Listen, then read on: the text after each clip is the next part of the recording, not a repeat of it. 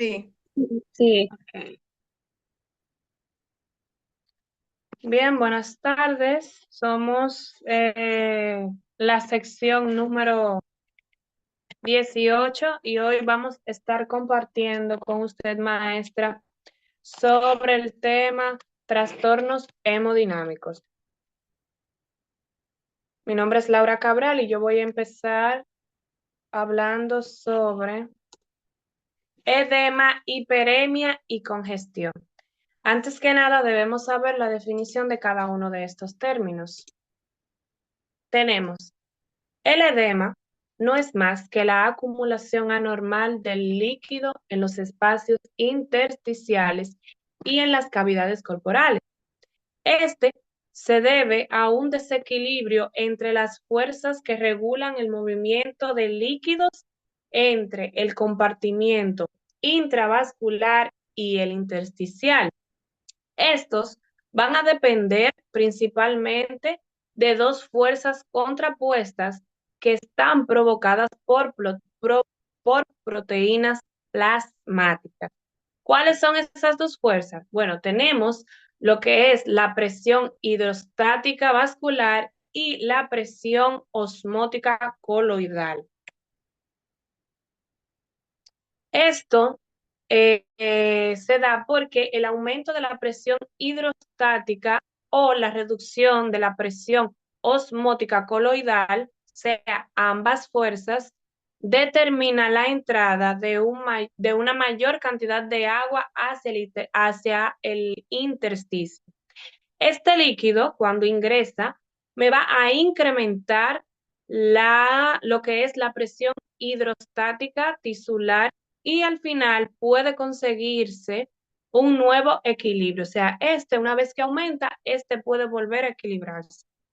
¿Cómo se elimina esto? Bueno, esto se va a eliminar por el drenaje linfático y me va a regresar todo este líquido a la corriente circulatoria a través del conducto torácico. Aquí podemos ver una imagen que representa este recorrido. Bien, tenemos mecanismos fisiopatológicos que van a componer o a clasificar el edema de diferentes maneras.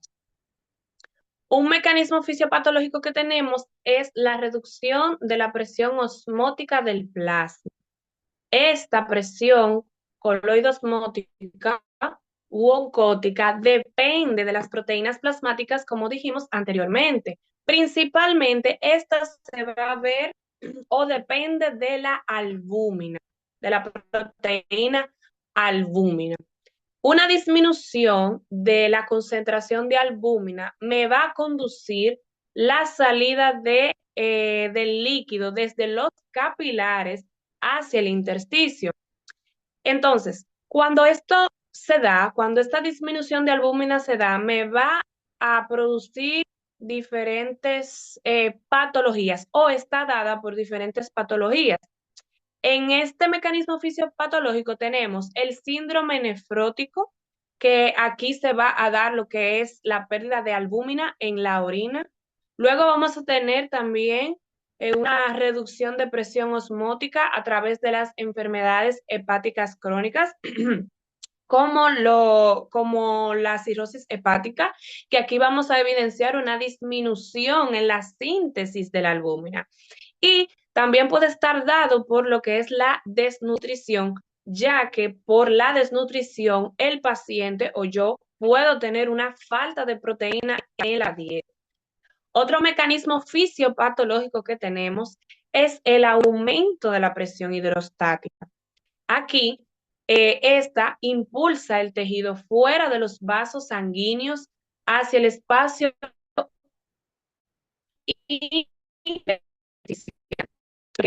esta presión hidrostática puede deberse a diferentes factores, a diferentes patologías.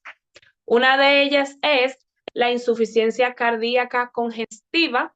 Aquí se reduce lo que es el gasto cardíaco, lo que me va a activar el sistema angiotensina, aldosterona, renina, aumentando el volumen de líquidos y la presión venosa. Otra causa puede ser la obstrucción venosa localizada, como en el caso de la trombosis venosa profunda. Aquí esta va a elevar la presión del sistema venoso de la zona afectada.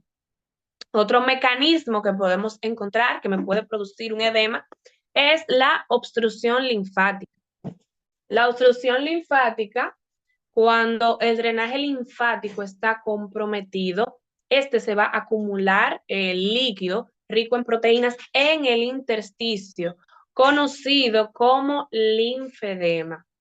Las causas o las enfermedades que me pueden producir una obstrucción linfática son, puedo encontrar un paciente con infecciones parasitarias, como en el caso de la filariasis.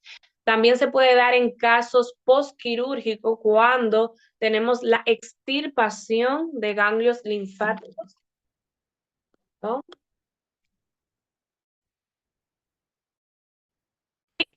Una obstrucción linfática de las radioterapias.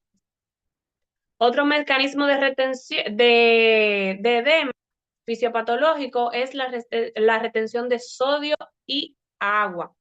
Aquí, el aumento en la reabsorción de sodio y agua por el riñón específicamente puede generar sobrecarga en el volumen y favorecer a un edema, una producción de edema. Aquí podemos observar diferentes patologías que me pueden dar una retención de sodio y agua, como es el caso de la hipoperfusión renal secundaria a una insuficiencia cardíaca. También podemos tener una insuficiencia renal aguda y crónica. También se puede ver por el resultado de un aldosteronismo primario y por el aumento de la reabsorción tubular de sodio. Entonces, ¿cómo podemos evidenciar un edema? El edema se reconoce con facilidad en un examen macroscópico. Eso se ve a simple vista. En el examen microscópico podemos evidenciar aclaramiento y separación de lo que es la membrana extracelular. Aunque un edema puede afectar diferentes tejidos, el edema se encuentra principalmente en los tejidos subcutáneos, en los pulmones y el encéfalo. Y dependiendo de esto lo podemos clasificar. Tenemos un edema subcutáneo, de tipo subcutáneo, perdón. Este se va a acumular en regiones corporales más alejadas del corazón, dado que en ellas eh, la presión hidrostática es máxima. Otro tipo de edema que podemos evidenciar es edemas en partes en declive. Se relaciona con el subcutáneo, ya que este es más intenso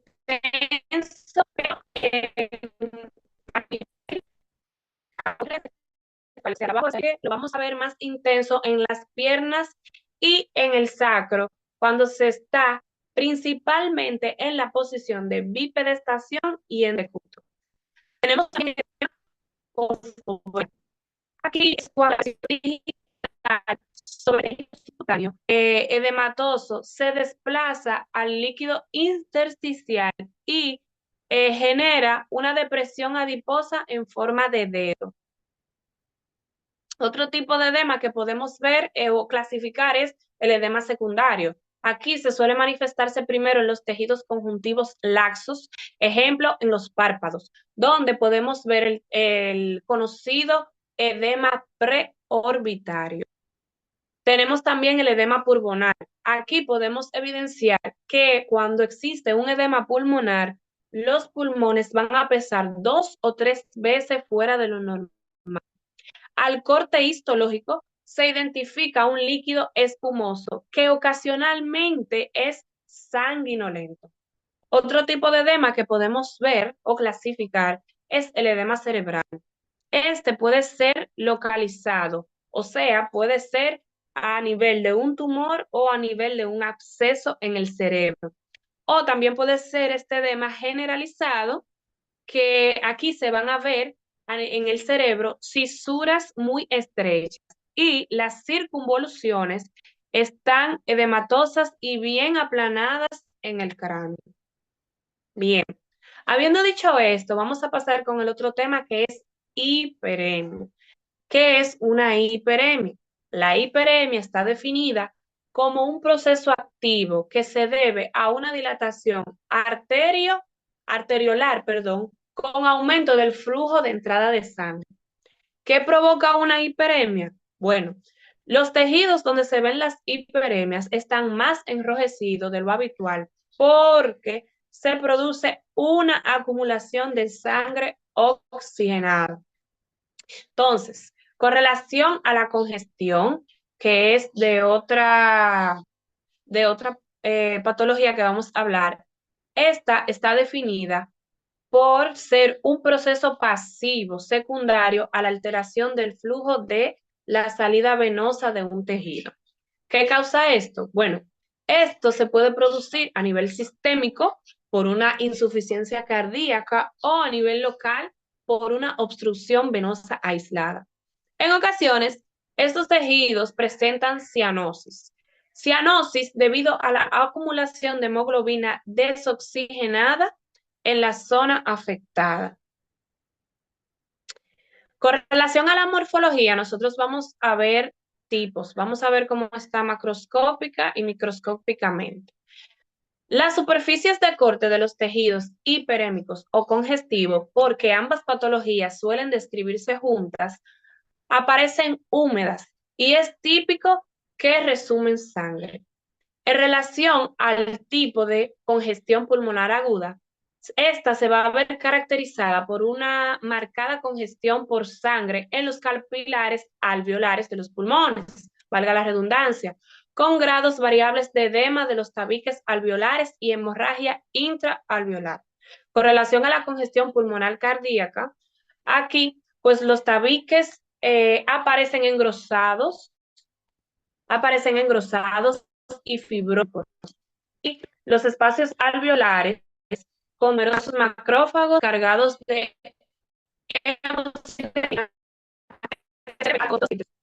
con relación a la congestión hepática aguda, que es un tipo de congestión, al igual que las demás, aquí la vena central y las sinusoides aparecen distendidas por sangre.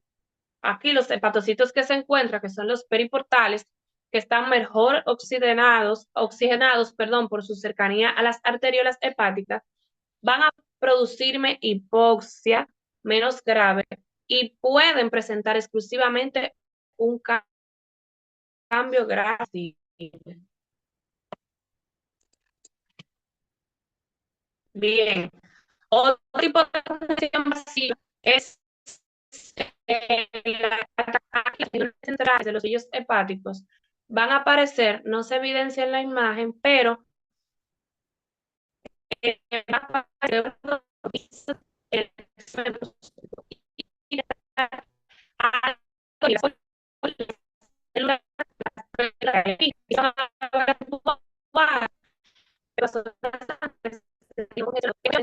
se muestra cambio graso, el denominado cambio graso, que me va a poner el hígado como el hígado en nuestros caras, ¿verdad? Ese tipo de ácido,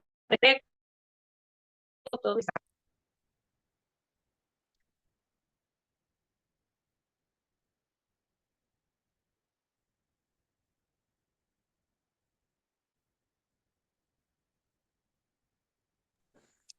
Buenas noches, mi nombre es Marifel Guzmán. Yo le voy a estar hablando sobre la hemostasia y trombosis.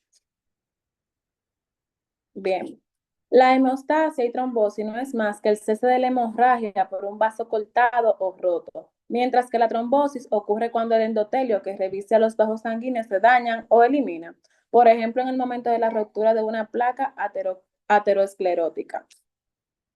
La hemeostasia normal incluye una serie de procesos regulados que mantienen la sangre en un estado líquido y exento de coágulos en los vasos normales, al tiempo que permiten la formación rápida de un tapón hemostático localizado en los focos de lesión vascular.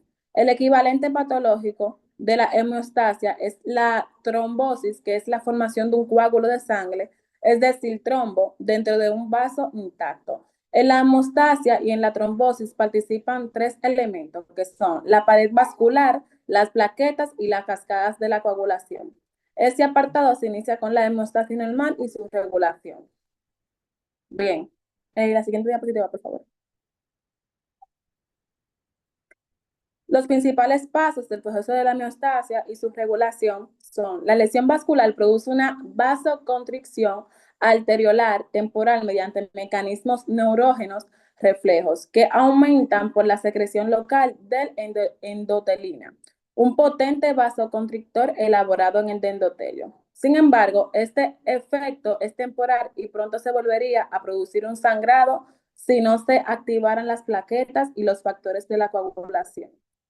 La lesión endotelial deja expuesta la matriz extracelular subendotelial muy trombógena, lo que facilita la adhesión de las plaquetas, su activación y su agregación. La formación del tapón plaquetario inicial se llama hemostasia primaria. La lesión endotelial deja expuesto también el factor tisular, también denominado factor 3 o tromboplastina, una glucoproteína procoagulante ligada a la membrana y sintetizada por las células endoteliales. El factor tisular expuesto junto con el factor 7 es el principal activador de la cascada de la coagulación in vivo y su activación culmina al final con la activación de la trombina, que realiza varias funciones en la regulación de la coagulación. La trombina activada induce la formación de un coágulo de fibrina insoluble mediante la degradación de fibrinógeno. La trombina es también un potente activador de más plaquetas que permiten reforzar el tapón hemostático. Esta secuencia, denominada hemostasia secundaria, culmina en la formación de un coágulo estable que permite evitar las hemorragias posteriores. Cuando se controla la hemorragia, se activa una serie de mecanismos de contrarregulación, por ejemplo, factores que provocan la fibrinólisis, como el activador del plasminógeno de tipo tisular, para garantizar que la formación de coágulos quede limitada al lugar de la lesión. La siguiente, por favor. Bien, el endotelio. Las células endoteliales son los principales reguladores de la homeostasia. El equilibrio entre las actividades antitrombóticas y protrombóticas del endotelio determina si se producen la formación, la propagación o la disolución del trombo. Las células endoteliales normales expresan diversos factores anticoagulantes que inhiben la agregación plaquetaria y la coagulación y estimulan la fibrinólisis. Sin embargo, cuando se produce una lesión o la activación, este equilibrio se desplaza y las células endoteliales adquieren numerosas actividades procoagulantes. Además por traumatismos, el endotelio se puede activar por los patógenos microbianos, las fuerzas hemodinámicas y una serie de mediadores proinflamatorios. Las propiedades antitrombóticas del endotelio normal, que son los efectos inhibidores sobre las plaquetas. La próxima, por favor. El endotelio intacto impide que las plaquetas y los factores de la coagulación plasmática se unen a la matriz extracelular subendotelial muy trombógena. Las plaquetas no activadas no se adhieren al endotelio normal, incluso con las plaquetas activadas, la prostaciclina, es decir, la prostaglandina y el óxido nítrico elaborados por el endotelio impiden esta adherencia. Estos dos mediadores son vasodilatadores potentes e inhibidores de la agregación plaquetaria. Su síntesis por las células endoteliales se estimulan por una serie de factores, por ejemplo, la trombina y las citocinas producidas durante la coagulación. Las células endoteliales elaboran también adenosinas difosfatasa que degradan el difosfato de adenosina e inhibe todavía más la agregación plaquetaria. Bien, los efectos inhibidores sobre los factores de la coagulación. Esta acción viene mediadas por factores que se expresan sobre la antigua página, por favor. Las superficies endoteliales, en concreto, las moléculas similares a la heparina, a la trombomodulina y al inhibidor de las vías del factor tisular. La acción de las moléculas similares a la insulina es indirecta porque son cofactores que estimulan en gran medida la inactivación de las trombinas y otros factores de la coagulación. Por la proteína plasmática antitrombina 3, la acción de la trombomodulina también es indirecta porque se une a una trombina y modifica de este modo su especificidad por sustrato, de manera que en lugar de degradar el fibrinógeno, degrada y activa las proteínas C. Un anticoagulante. Bien, las proteínas C activadas inhiben la coagulación porque degrada e inactiva dos procoagulantes. Los factores 5A y 8A necesitan un cofactor. La proteína S, que también es sintetizada por las células endoteliales. Y por último, el inhibidor de la vía del factor tisular. También inhibe de forma indirecta el complejo factor tisular, el factor 7 y el factor 10. La fibrinólisis. Las células endoteliales elaboran el activador del plasminógeno de tipo tisular, una proteasa que degrada el plasminógeno hasta generar plasmina. A su vez, esta sustancia degrada la fibrina para degradar los trombos. Las propiedades protrombóticas del endotelio lesionado o activados. La lesión endotelial permite que las plaquetas entren en contacto con la matriz extracelular subendotelial, entre cuyos elementos constituyentes este el factor von Willebrand, una gran proteína multimérica que se sintetiza por las células endoteliales. El factor von Willebrand se une a la matriz extracelular gracias a la interacción con el colágeno y también se une de forma intensa con la glucoproteína presente en la superficie de las plaquetas. Estas interacciones permiten el factor con Willebrand comportándose como una especie de pegamento molecular que liga las plaquetas de formas estrechas con las paredes vasculares desnudas. Y la activación de los factores de la coagulación en respuesta a las citocinas, por ejemplo, el factor de necrosis tumoral o interleucina o algunos productos de bacterianos como la endotoxinas. Las células endoteliales elaboran el factor tisular, que es el principal activador in vivo de la coagulación, y regulan a la baja la expresión de la trombomodulina. Las células endoteliales activadas también se ligan a los factores de la coagulación 9 y 10, con lo que las actividades catalíticas de los mismos aumentan. Y el efecto antifibrinolítico. Las células endoteliales activadas secretan inhibidores de activador del plasminógeno que limitan la fibrinólisis y de este modo facilitan la trombosis. Gracias. Ahora lo dejo con mi siguiente compañero.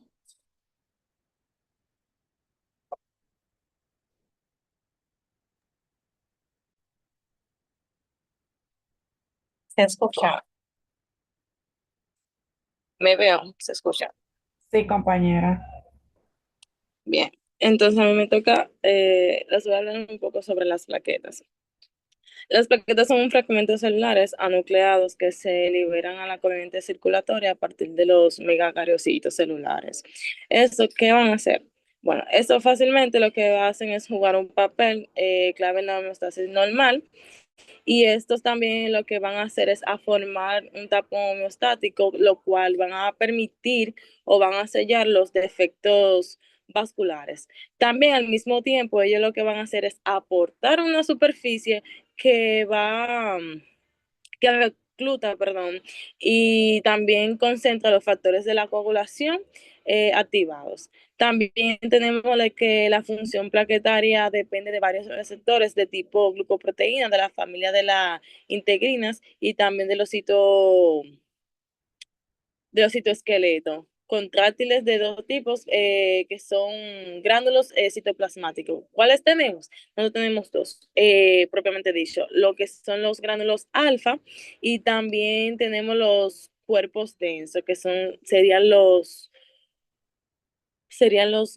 gránulos de delta.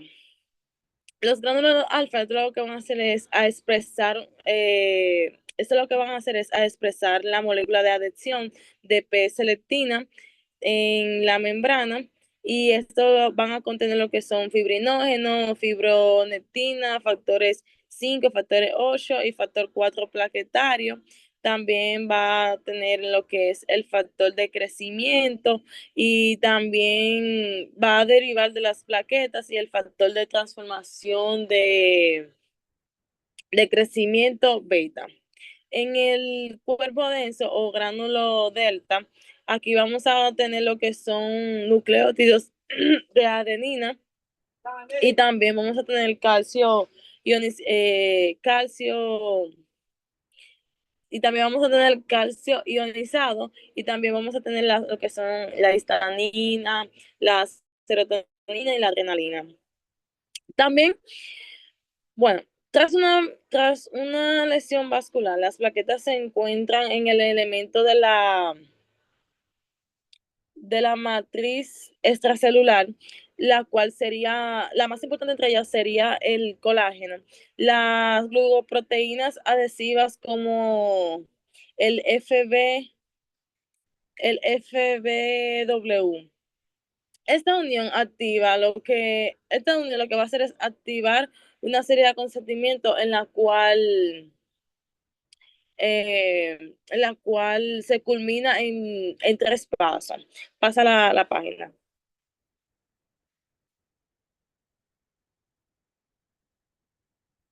La otra. Vamos a tener tres pasos, que es la adhesión, la activación y la agregación plaquetaria. Bien, ¿qué pasa en la adhesión plaquetaria? En la adhesión plaquetaria aquí lo que se va a iniciar la formación del coágulo. ¿Cómo va a ser? Esto va a depender del FBW y de la glucoproteína plaquetaria GPLB en el esto es lo que va a hacer que en condiciones de estrés y cizallamientos, o sea, cuando en la sangre que circula, bueno, la sangre que circula hay una lesión y el FBW lo que va a hacer es a sufrir cambio de forma y lo que va a hacer es adoptar una morfología extendida, lo que permite unirse a la forma simultánea del colágeno de la matriz extracelular y también a la GPLB GPLB plaquetaria. La, la importancia de estas interacciones en la adhesión queda puesta en el manifiesto de la deficiencia genética. Estas están situadas, bueno, estas situaciones realmente lo que va a hacer es que van a determinar un trastorno hemorrágico como la enfermedad de von Willebrand, propiamente dicho por mi compañera. Luego tenemos lo que es la activación plaquetaria. Activación plaquetaria. La adhesión plaquetaria induce un cambio irreversible de la formación.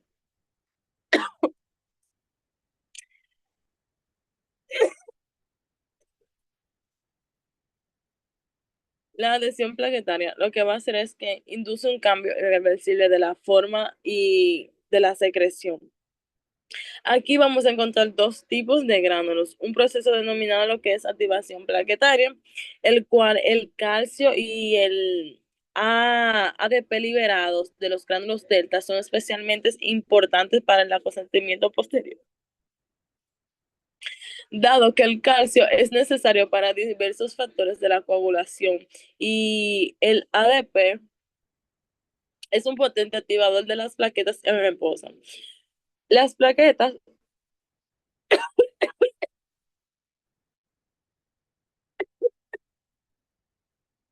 Las plaquetas activadas sensitivizan también el trombosano A2.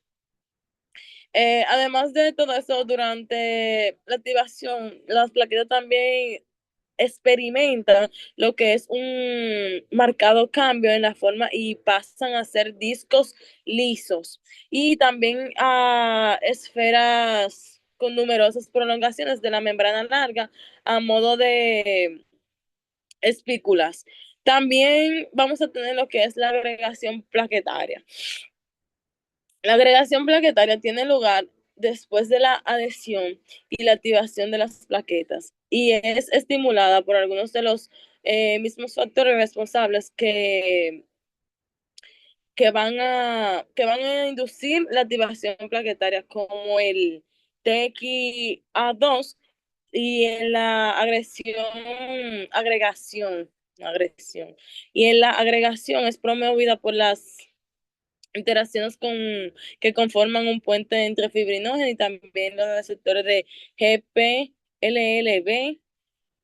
Tercero, en las plaquetas adyacentes. La importancia de estas interacciones se pone en manifiesto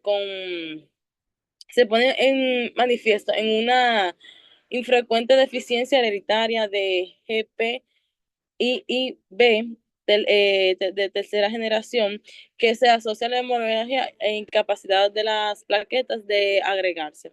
El reconocimiento del destacado papel de los receptores, perdón, para GP IIB es tercera agregación plaquetaria. Eso lo que va a hacer es llevado o va a llevar el desarrollo de los agentes antimicrobióticos que inhiben la función de GPIIB tercera. Luego nosotros vamos a tener lo que pasa, la cascada pasa.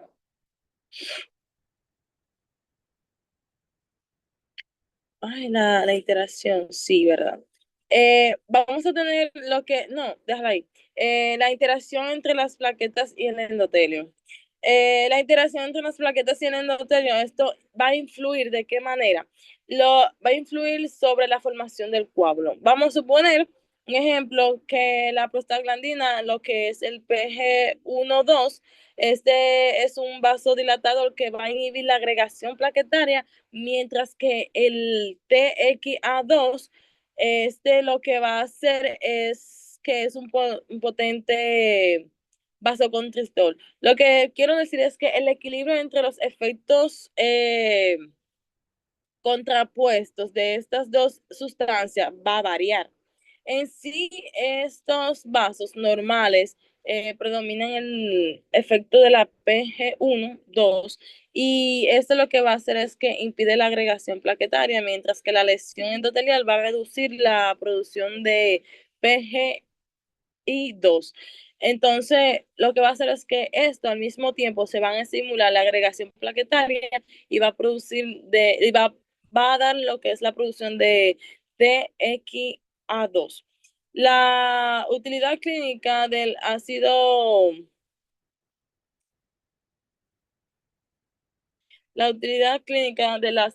mierda, yo uso mucho eso, ácido acetilsalicílico, se utiliza para reducir lo que son el riesgo de trombosis coronaria. Se basa realmente en su capacidad de bloquear de forma permanente la producción de TAX2 por las plaquetas que no tienen la capacidad para la síntesis de proteínas. Ahora sí pasa.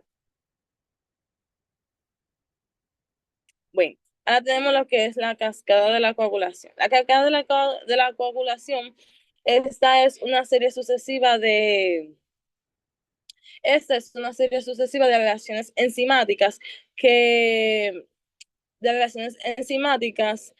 con una gran ampliación.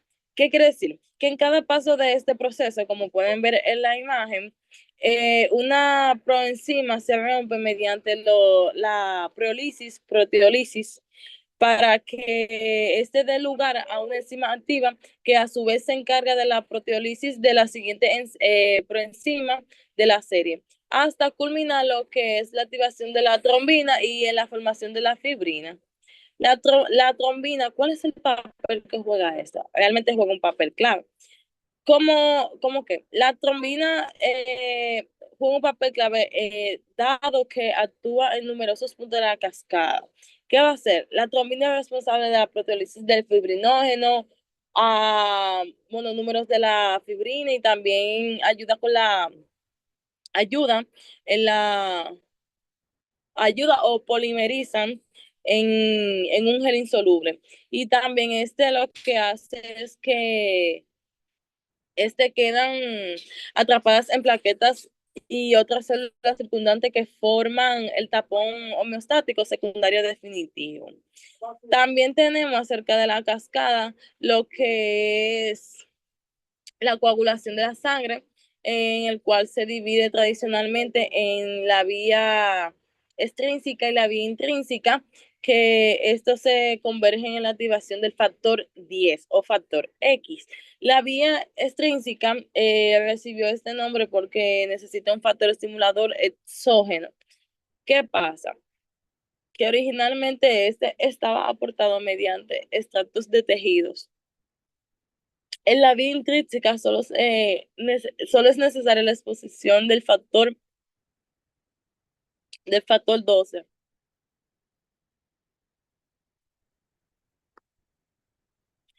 Fisiológicamente, la vía extrínseca es la más importante de la coagulación, que se produce tras la lesión vascular. Esta es lo que se va a activar el factor tisular. El factor tisular y también lo que es una glucoproteína ligada a la membrana. Pasa. Pasa. Hello. Hello. Pasa. Ok, gracias. Los laboratorios clínicos, estos lo que valoran la función de estas dos ambas vías con dos pruebas estandarizadas, lo que es el tiempo de la protrombina y también con el tiempo bueno, no es el tiempo, bueno, sí, también es el tiempo de la protrombina parcial. En la protrombina, nosotros vamos a tener que este va a valorar lo que es la actividad de las proteínas de la vía extrínseca. El TP, o sea, el tiempo de protrombina, se va a realizar añadiendo fosfolípidos y factor tisular al plasma citratado del paciente. Y en el tiempo de la protrombina parcial, aquí lo que se va a analizar es la actividad de la vía intrínseca, pero esto lo que se va a realizar es añadiendo un activador con carga negativa al factor 12. Pasa. Mi nombre es Lorena Valdés Guillermo y yo estaré hablando sobre la trombosis, que esta la podemos definir como la formación anormal de coágulos dentro del sistema vascular. Y su desarrollo se explica mediante la triada de Virchow, que es esta que podemos observar aquí en la diapositiva, la cual involucra tres factores principales, que son la lesión endotelial, el flujo anómalo de sangre y también la hipercoagularidad. Entonces, tenemos la lesión endotelial. Esta es una causa clave en la trombosis arterial y cardíaca. Puede ser provocada ya sea por infartos, aterosclerosis, vasculitis, hipertensión, radiación, infecciones y tabaquismo. Y la disfunción del endotelio aumenta factores procoagulantes y disminuye factores anticoagulantes, favoreciendo así la trombosis. Entonces también tenemos lo que es el flujo anómalo de sangre y dentro de este tenemos lo que es la turbulencia y la éstasis. La turbulencia contribuye a la trombosis arterial y cardíaca al dañar el endotelio y generar zonas de éstasis. Y la éstasis es el factor clave en la trombosis venosa, pues facilita la activación plaquetaria y disminuye la eliminación de factores de coagulación. Entonces, dentro de esta tenemos unos cuantos ejemplos, como lo son las placas arterioscleróticas ulcerativas, también tenemos los aneurismas, los infartos del miocardio, el síndrome de hiperviscosidad, el cual incluye lo que es la policitemia y drepanocitosis, y estos factores son los que aumentan el riesgo de formación de trombos, lo que puede generar obstrucción vascular y complicaciones graves como lo son las embolias. Tenemos la hipercoagularidad, que esta es una alteración de la coagulación que predispone a la trombosis, especialmente venosa, y esta la podemos clasificar en hipercoagularidad primaria, la cual es genética, hipercoagularidad secundaria, que es adaptativa y aparece en muchas situaciones como lo son la insuficiencia cardíaca o traumática, la éstesis y la lesión vascular. Esos son los factores más importantes. Y también tenemos el síndrome de trombocitopenia inducido por heparina. Entonces, tenemos dentro de la morfología, los trombos pueden formarse en cualquier parte del sistema cardiovascular y se clasifican según su origen y composición. Y dentro de esto tenemos el crecimiento y propagación, trombos arteriales que se forman en sitios de lesión endotelial o turbulencia y crecen en dirección retrógrada. Tenemos los trombos venosos que se originan en zonas de éstasis y se extienden en dirección del flujo sanguíneo. Estos suelen desprenderse y formar émbolos. También tenemos lo que son las características estructurales, donde tenemos las líneas de SAN, que son una alternancia de fibrina y eritrocitos, que solo están presentes en trombos formados en sangre en movimiento. Distingue trombocitos ante mortem de coágulos post-mortem. Tenemos los trombos murales, los cuales se forman en cavidades cardíacas o en la aorta por miocardiopatías, infartos o aneurismas. Tenemos los trombos arteriales, los cuales son ricos en plaquetas, generalmente asociados a aterosclerosis, vasculitis o traumatismo. Y tenemos los trombos venosos, también llamado flebotrombosis, que esos son ricos en eritrocitos y están formados en sangre de flujo lento. Trombos por éstasis. Se originan principalmente en las extremidades inferiores en el 90% de los casos, aunque también pueden afectar venas del plexo periprostático, los ovarios, el útero, también los senos durales y el sistema porta. Entonces, aquí tenemos una pequeña diferencia entre coágulos post-mortem y trombos venosos.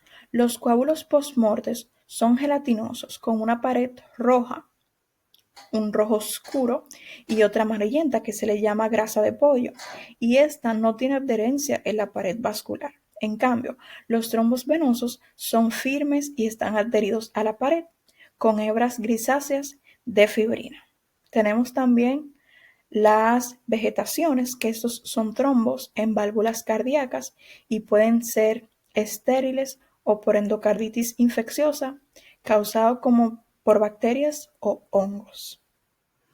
Aquí tenemos la evolución del trombo. Esta solo se da si el paciente sobrevive al episodio trombótico inicial.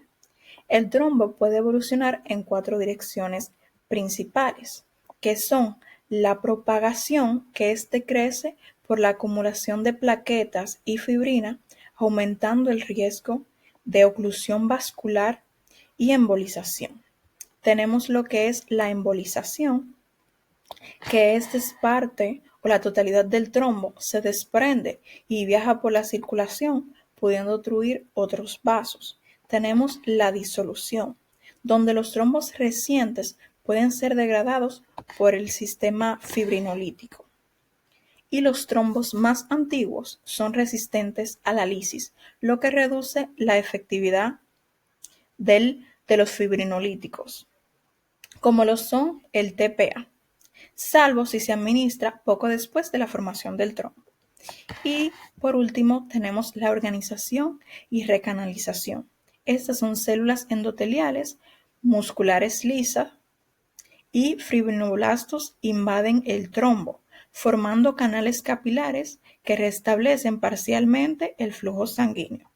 Y si hay infección, el trombo degradado puede actuar como un medio de cultivo bacteriano, favoreciendo así la formación de un aneurisma micótico. Tenemos la embolia, que esta es una masa intravascular sólida, o también puede ser líquida o gaseosa, que es transportada por la sangre hacia un lugar alejado de su punto de origen. Entonces tenemos diversos tipos. Entre ellos tenemos la tromboembolia, que ese es el más frecuente y proviene de un trombo desplazado. Tenemos otros tipos como lo son las gotas de grasa, burbujas de aire o de nitrógeno, los émbolos de colesterol que se llaman también aterosclerosis, fragmentos tumorales, partículas de médula ósea y líquido amniótico. Algunos de estos tipos de embolia, mi compañera más adelante los estará explicando. Entonces, dentro de las consecuencias de la embolia, es inevitable que los émbolos queden alojados en los vasos que resultan demasiado pequeños para permitir su paso, lo que determina su oclusión parcial o completa. En función del lugar de origen, los émbolos pueden alojarse en cualquier zona del árbol vascular. La consecuencia principal de la embolización sistémica es una necrosis isquémica, lo que conocemos como infarto. Esto ocurre en los tejidos distales. La embolización en la circulación pulmonar puede producir hipoxia, hipotensión e insuficiencia cardíaca derecha. Hasta aquí mi exposición. Continúa mi compañera. Buenas noches, mi nombre es Paola Cabral y yo voy a estar hablando sobre la tromboembolemia pulmonar. Cabe destacar que la incidencia de las émbolas pulmonares es de cada 2 a 4 casos por cada 1.000 pacientes hospitalizados, aunque la frecuencia de los émbolos pulmonares mortales ha disminuido del 6 al 2% en los últimos 25 años. Este cuadro, como quiera, sigue siendo responsable de unas 200.000 muertes anuales en Estados Unidos. En más del 95% de los casos, los émbolos venosos se originan a partir de los trombos localizados en las venas profundas de las piernas proximales a la fosa poplitea. Es menos frecuente la embolización originada en trombos de las extremidades más distales. Los trombos fragmentados de una tromboembolismo pulmonar son transportados a través de unos canales cada vez más grandes y suelen atravesar el lado derecho del corazón antes de quedar detenidos en la vasculatura pulmonar. Según el tamaño, un EP, émbolo pulmonar, puede ocluir la arteria pulmonar principal, quedarse alojado en la bifurcación de las arterias pulmonares derecha e izquierda, como yo lo tengo aquí ilustrado en la imagen. Este émbolo se conoce como émbolo en silla de montar, o también estos pueden llegar a las arteriolas más pequeñas. Es frecuente que se produzcan múltiples de émbolos, que pueden aparecer de forma secuencial o como una tucha de émbolos pequeños a partir de un único émbolo grande. Un paciente que ha padecido un EP, un edema pulmonar, tiene un riesgo aumentado de sufrir más. En ocasiones poco frecuentes, un émbolo puede atravesar una comunicación interauricular o interventricular y alcanzar la circulación sistémica. Las principales características clínicas y patológicas son que la mayor parte de los émbolos pulmonares, de un 60 a un 80%, son pequeños y no provocan manifestaciones clínicas. Con el tiempo se organizan y se incorporan en la pared vascular. En algunos casos, la organización de los émbolos determina la aparición de unas mallas fibrosas. En el otro extremo del espectro, un émbolo grande que obstruye una arteria pulmonar principal puede ocasionar una muerte súbita. La obstrucción por émbolos de las arterias de mediano calibre y la posterior ruptura de los capilares que sufren anoxia de forma secundaria puede originar una hemorragia pulmonar. Esta embolización no suele ocasionar un infarto pulmonar, dado que el área recibe sangre a través de la circulación bronquial intacta, o sea, de la circulación doble. Sin embargo, este émbolo similar en un paciente con insuficiencia cardíaca izquierda puede provocar un infarto pulmonar. Las embolias en las ramas arteriolares de pequeño calibre pulmonar terminales pueden causar un infarto. La aparición a lo largo del tiempo de las múltiples embolias pueden ocasionar hipertensión pulmonar e eficiencia venosa derecha. Bien, entonces ahora yo voy a estar hablando sobre la tromboembolemia sistémica. La mayor parte de los émbolos sistémicos son de un 80%. Eso se origina en trombos morales intracardíacos. 2/3 se asocian a infartos del ventrículo izquierdo y otro 25% a una dilatación de la aurícula izquierda, por ejemplo, secundaria a una valvulopatía mitral. Las demás se originan a partir de aneurismas aórticos, trombos que revisten placas de arteriosclerosis ulceradas, vegetaciones vasculares fragmentadas o el sistema venoso. El del 10 al 15% de los émbolos sistémicos son de origen desconocido. A diferencia de los émbolos venosos, que suelen alojarse en los pulmones, los arteriales pueden llegar prácticamente a cualquier zona. El lugar en el que se acaban alojando depende evidentemente de aquel en que se originan y de las velocidades relativas del flujo en los tejidos distales. Entre los lugares más frecuentes de embolización arteriolar están las extremidades inferiores, es de un 25%, 75%, o del sistema nervioso central de un 10%. Los intestinos, los riñones y el vaso son dianas menos frecuentes. Las consecuencias de la embolización dependen del calibre del vaso ocluido, del riesgo colateral y de la vulnerabilidad del tejido afectado a la hipoxia. Es frecuente que los émbolos arteriales queden alojados en arterias terminales y provoquen infartos. Embolia grasa. Las lesiones por aplastamiento de los tejidos blandos o la ruptura de los sinusoides vasculares medulares, o sea, de las fracturas de los huesos largos, libera glóbulos microscópicos de grasa hacia la circulación. Las embolias de grasa y médula son hallazgos incidentalmente frecuentes tras realizar una reanimación cardiopulmonar energética, pero posiblemente tenga poca importancia clínica. De un modo similar, aunque se encuentran embolias de grasa y médula ósea en el 90% de los pacientes con traumatismo esquelético grave, menos del 10% de ellos presentan alguna clínica relacionada. Sin embargo, una minoría de pacientes desarrollan un síndrome de embolia grasa sintomático, caracterizado por insuficiencia pulmonar, síntomas neurológicos, anemia, trombocitopenia y un exantema petaquial difuso, que resulta mortal en el 10% de los casos. Los signos y síntomas clínicos se manifiestan entre 1 y 3 días después de que se produzca la lesión, con aparición súbita de disnea, taquipnea, taquicardia, irritabilidad e intranquilidad que pueden evolucionar con rapidez a delirio o coma. La patogenia del síndrome de embolia grasa depende tanto de la obstrucción mecánica como de las lesiones bioquímicas. Los microémbolos de grasa ocluyen la microvasculatura cerebral y pulmonar tanto de forma directa como al activar la agregación plaquetaria. Este efecto pernicioso se agrava por la liberación de ácidos grasos de los glóbulos grasos, lo que provoca una lesión tóxica en el endotelio local. La activación de las plaquetas y el reclutamiento de los granulocitos con liberación de los radicales libres, las proteasas y los eicosanoides completan el daño vascular.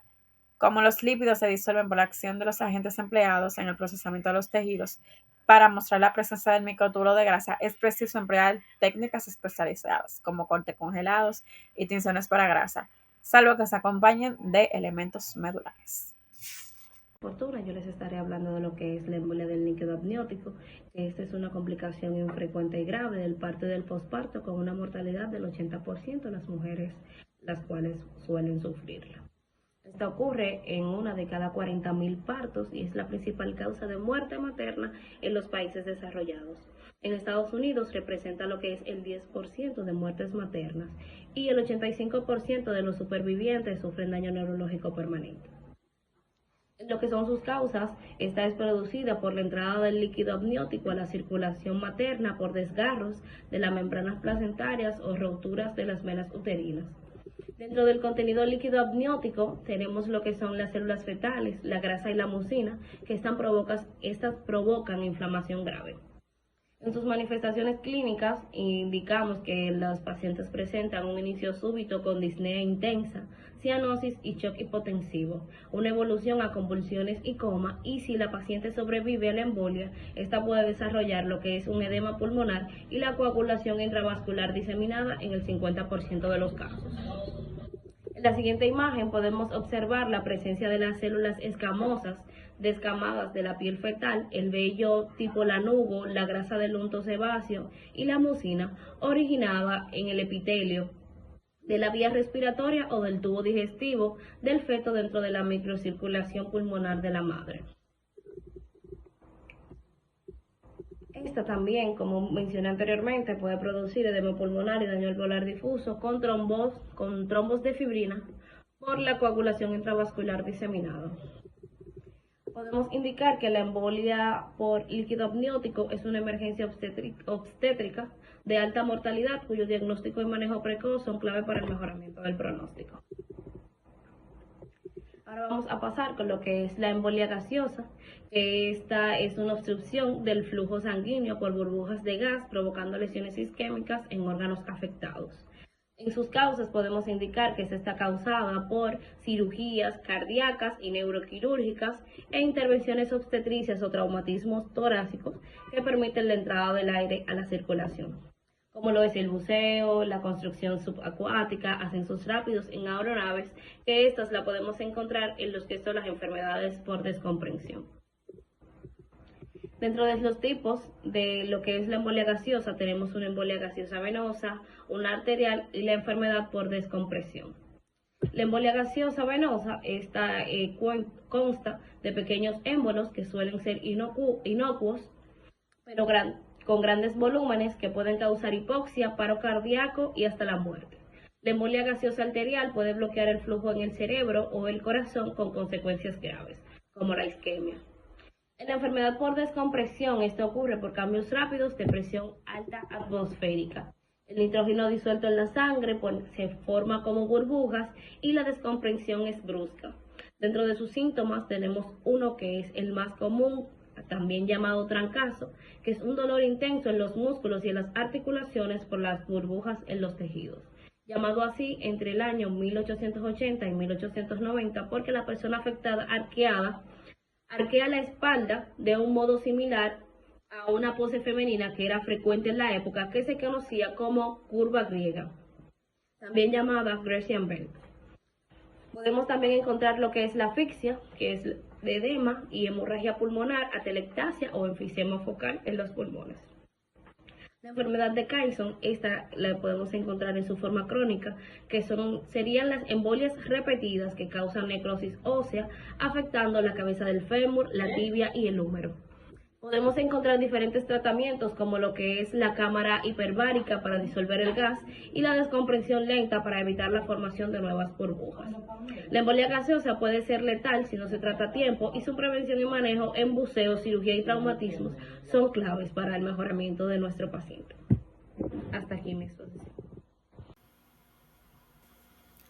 Buenas, mi nombre es Orquídea Cremonte y voy a estar hablando acerca del infarto.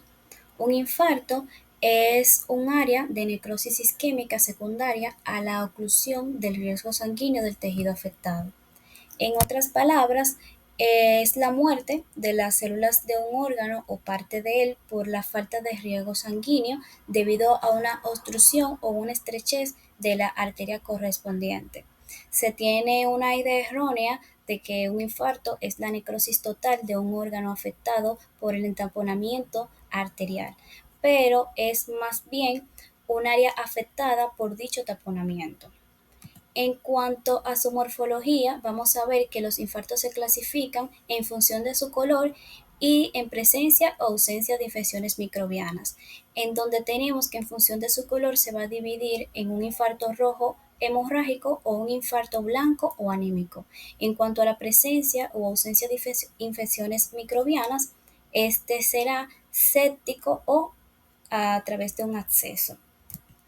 En cuanto a su función de su color, en los infartos rojos hemorrágicos, este se produce en la oclusión venosa también se produce en los tejidos lasos en los que se puede acumular sangre en la zona infartada.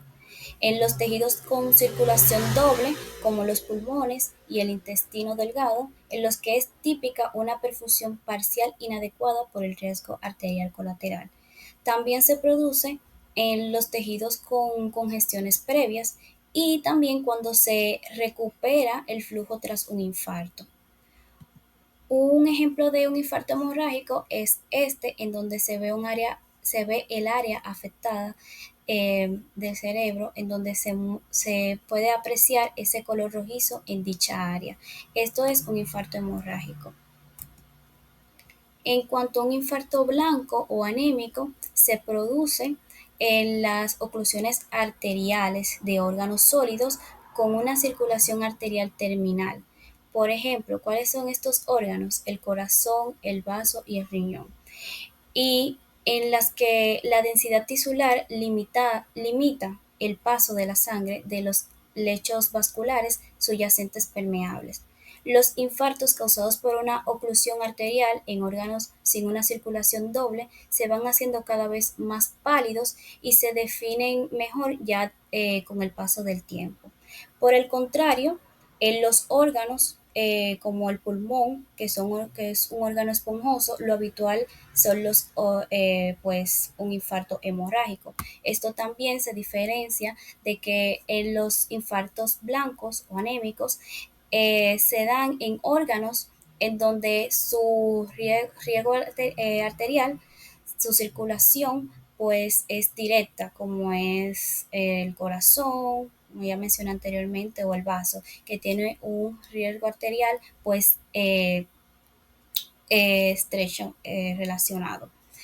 A diferencia de los infartos rojos o hemorrágicos que tienen pues distintas ramas que los ayuda a irrigarse y a tener una rica vascularización, como por ejemplo es el hígado y como se mencionó también anteriormente, el intestino delgado. Un ejemplo de un infarto anémico es, pues se puede apreciar este corte del corazón en donde se ve esa parte afectada de color amarillento. Y aquí se puede apreciar pues un infarto anémico.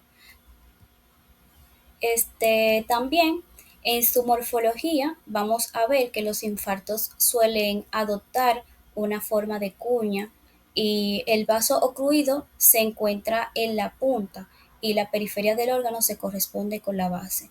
Ya cuando la base se encuentra en una superficie serosa, con frecuencia existe un exudado fibroso suprayacente, en donde los márgenes laterales pueden ser irregulares como el reflejo del flujo de vasos subyacentes. Y los márgenes de los infartos agudos típicamente están mal definidos y son ligeramente hemorrágicos. Esto con el tiempo pues se van definiendo mejor para un estrecho ribete de hiperemia, ya sea secundario a la inflamación.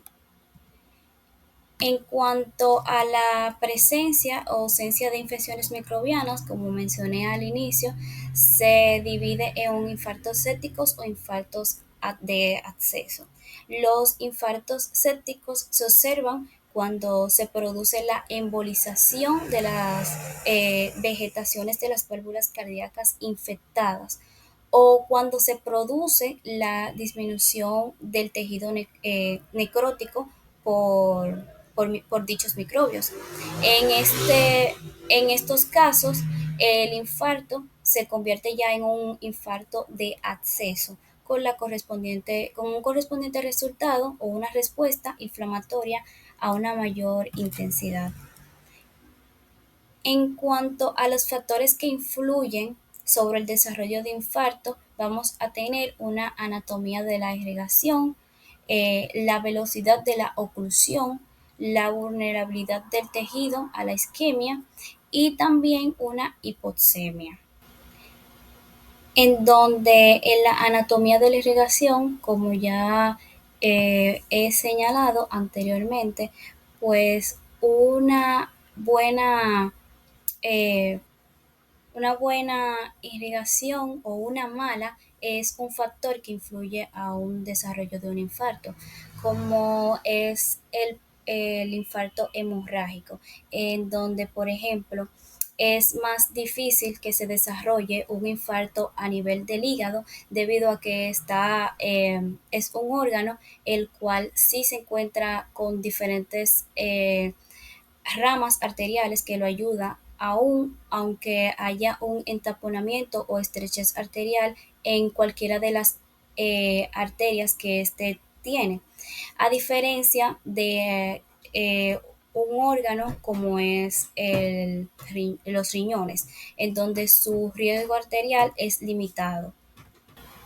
En cuanto a la velocidad de la oclusión, vamos a ver que mientras más lento sea esta oclusión en las arterias o los vasos correspondientes de la área que se afectaría, eh, vamos a notar que el hecho que se desarrolle un infarto va a ser menor a que si la oclusión se da de manera rápida. Por eso, la velocidad de la oclusión es un factor importante para el desarrollo de un infarto. En cuanto a la vulnerabilidad del tejido, a la isquemia, esto se debe a que hay tejidos los cuales no se pueden reparar como hay otros que sí. Por ejemplo, en cuanto al tejido nervioso es un tipo de tejido el cual su reparación es meramente irreversible, a diferencia de otros tipos de tejido como las células de los fibroblastos del miocardio, los cuales sí pueden soportar la vulnerabilidad por un tiempo determinado. Y ya por último, otro factor es la hipoxemia, en donde un contenido bajo de oxígeno en la sangre va a ser un factor importante que influye al desarrollo del infarto, ya sea cual sea la razón por la que ocurra esta oclusión que genere una hipoxemia a nivel de las arterias. Gracias.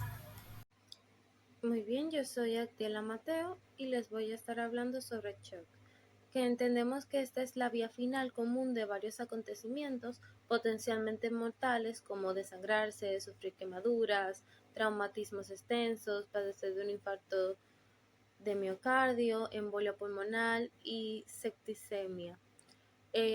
Sea cual sea la causa de este shock, se caracteriza por hipoperfusión sistémica de los tejidos, que puede ser una reducción del gasto cardíaco o de la volemia circulante y eficaz. Entonces, esto se puede presentar en tres formas. Y no antes recalcar de que esto es reversible, pero puede llegar a un punto en el que ya la injuria llega a ser completamente irreversible, incluso hasta causar la muerte. Existen tres formas de shock principalmente, hay más, pero estas son las que más se pueden ver. Por shock cardiogénico, que se debe a un bajo gasto cardíaco secundario a un fracaso de la bomba miocardíaca, puede deberse a una lesión de miocardio, es decir, un infarto, arritmias ventriculares, compresión extrínseca, o sea, taponamiento cardíaco, obstrucción del flujo de salida, como en una embolia pulmonar. Tenemos también el shock hipovolémico, que el shock hipovolémico se debe a un gasto cardíaco bajo secundario a la pérdida de volumen de sangre, como una hemorragia exsanguinante, o la pérdida de líquidos por quemaduras muy graves. Y el séptico, que mi otra compañera va a abundar más sobre el séptico, pero para que tengamos en cuenta que se debe a la vasodilatación arterial, del estancamiento de la sangre venosa secundaria a la respuesta inmunitaria sistemática frente a una infección microbiana, que como le comenté a continuación iba a explicar mi compañera. Como podemos ver acá, hay varios ejemplos de estos tipos de shock, como el infarto agudo miocardio, por ejemplo, en el cardiogénico, infarto agudo de miocardio, roturas ventriculares, arritmias, taponamientos cardíacos, como ya habíamos mencionado. También tenemos hipovolémico, que sería como hemorragia o pérdida de líquidos. También puede causarse por vómitos, diarrea o traumatismos, por lo mismo que se perdería la sangre. Tenemos el séptico, que aquí podemos ver infecciones microbianas, también shock endotóxicos, septemia gram positiva, septemia fúngica también. La más común es la gram positiva. Y por último, su morfología. Los desechos tisulares y celulares del shock son básicamente los mismos que la lesión de hipoxia ya descrito, que ya se hablaron en el capítulo 1. Y esto se debe a que es la combinación de hipoperfusión y trombosis microvascular, que aunque cualquier órgano puede resultar afectado, ya sea el encéfalo, los riñones, el corazón, glándulas suprarrenales, tubo digestivo, lo que más a menudo lo que hacen es formarse trombos de fibrina en cualquier tejido, pero se visualiza con mayor facilidad en los glomérulos renales, sobre todo. La depresión de líquidos en las células corticorenales es parecida a la que se observa en tipos de estrés y que se refleja en el consumo de lípidos almacenados en la síntesis de esteroides. Aunque los pulmones resisten a la lesión hipóxica del shock hipovolémico secundario a una hemorragia, la septicemia o los traumatismos pueden causar un daño alveolar difuso, que se verá en el capítulo 12, que esto provoca el denominado pulmón de shock. Salvo la pérdida de neuronas y miocardíacas, los tejidos afectados pueden recuperarse por completo si el paciente sobrevive. Exceptuando en el momento que puede llegar a un punto en el que el shock ha sido tan crónico y durante tanto tiempo que ya es completamente irreversible e incompatible con la vida. Esto es todo, muchas gracias. El shock séptico es una condición crítica que surge de una respuesta inflamatoria sistemática desregulada a una infección. La patogénesis es compleja e involucra una interacción de factores. Como podemos ver, el primero, que es la respuesta inmunitaria desregulada. La respuesta de los patógenos como bacterias, hongos y virus desencadenan una liberación masiva de medidores inflamatorios como citocinas y interleucinas. En esta podemos ver que la respuesta puede volverse excesiva y perjudicial, causando daño tisular y disfunción orgánica. En el segundo podemos ver la disfunción endotelial. Podemos observar que el endotelio vascular, que regula el tono y la permeabilidad de los vasos sanguíneos, se ve gravemente afectado. Y esto se debe a que conduce a una vasodilatación que aumenta la permeabilidad vascular y fuga de líquidos en el espacio intersticial, lo que resulta como una hipotensión y edema. También está la coagulopatía.